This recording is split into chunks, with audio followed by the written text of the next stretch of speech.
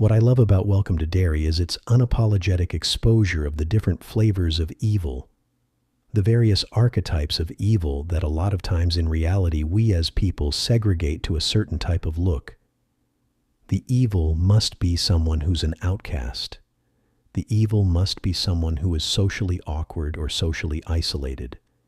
The evil must have a certain gender look to them. The evil will be ugly and something unattractive. But Welcome to Derry exposes that utter lie in Andy Muschietti's brilliant directing style and with the DNA and backing of a Stephen King's novel as a foundation. He exposes the various archetypes of evil in its full glory. You see, Pennywise is not the only monster that is devouring Derry, and that brings us to the topic of this video, and that is, the General is one of those evil guys.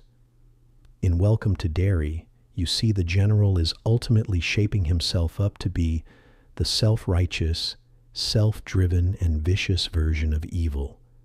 The type of evil that takes each step down the paved road that leads to the darkest pit of hell.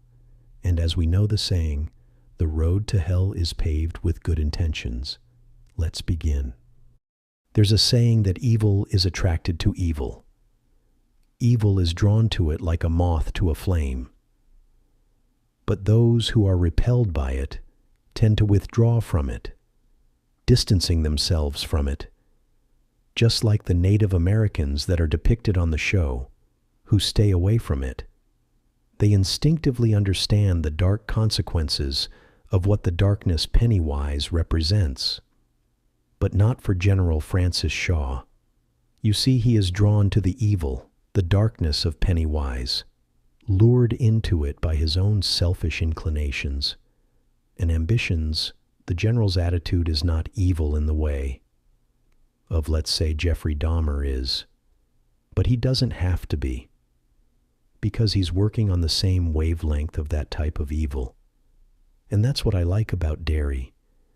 Many of the citizens of Derry operate on the same evil wavelength as Pennywise, from the Patty Cake Gang, Chief Bowers, and the children that brutally beat up the boy in the middle of the street, General Francis Shaw. He may be a fictional character, but the evil, self-righteous, selfishly driven, uninhibited ambition is not. It is an attitude we are all too familiar with in reality. The very corrupt evil that is plaguing the political system and the financial system.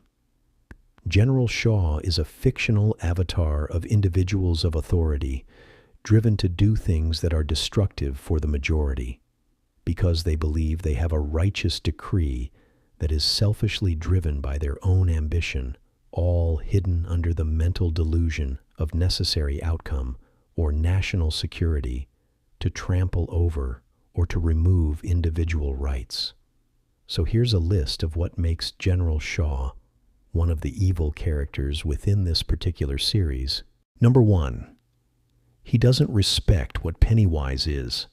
General Shaw was a child when he was almost killed by Pennywise. Instead of seeking knowledge and understanding and respecting the creature that almost took his life, the General has come back with the twisted way of thinking that he could conquer the creature, weaponizing it, to use it to benefit his own particular beliefs and standards. You're building a weapon? Close. We're looking for one. The Native Americans have lived with Pennywise for thousands of years. They learned to respect what it was and understand how to work along and adapt with it. Number 2, the General is selfishly driven. As we said in the beginning, good intentions does not mean good results, especially if what you're intending is based on just selfish inclination. The General's motivations are in the interest of what he believes is right. Without respect or wider perspective, his path down the road of darkness is all but sealed. He didn't contemplate what Pennywise would do to the world if they can't control it. He didn't reason what Pennywise would do to the town if Pennywise got out. He didn't ponder over what this creature would do to the innocent people of the country that he is aiming it at. It was Robert Oppenheimer who express regret over the development and use of the atomic bomb. While he was initially proud to have beaten the Germans to the weapon, he later said, "I have blood on my hands," to President Truman, after seeing the devastation in Japan. Number 3. General Shaw has evil blinders on and lacks empathy.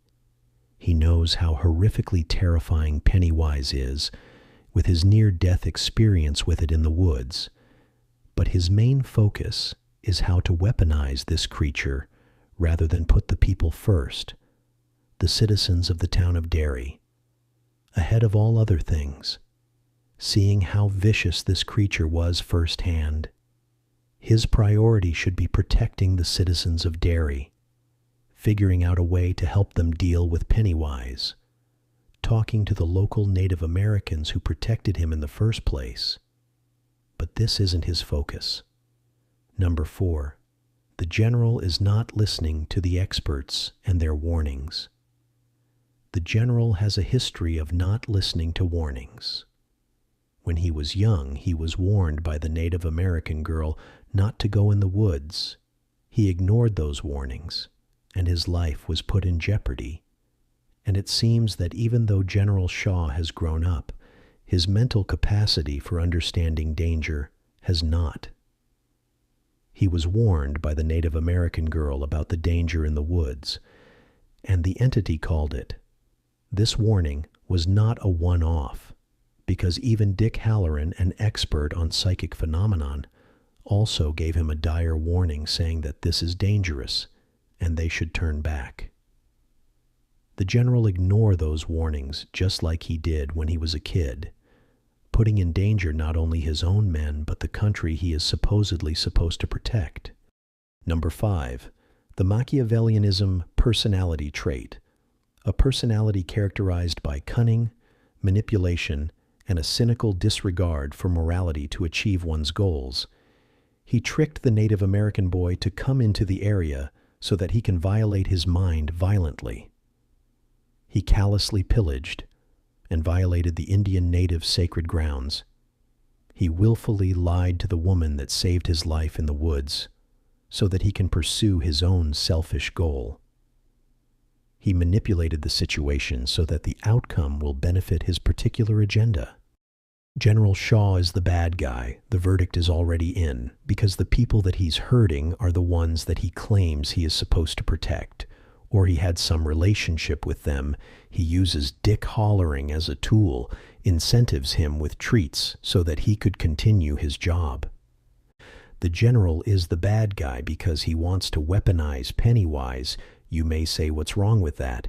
He wants to unleash a horrible, destructive tool of unparalleled evil and violence without really understanding or respecting the deeper consequences of what that means. So, in conclusion, when the soldiers that General Shaw is in charge of end up being ripped apart and killed in the sewers, the question is, who's going to write a letter to their families? Who's going to say to their children, "Oh, I'm sorry your father passed away because of the general's selfish ambition"? You see, the general may appear to be good from the perspective of those who only see the surface, but soon the general's short-sightedness and collateral damage will have massive consequences, solidifying his title as the bad guy. Oh, and here's something to think about.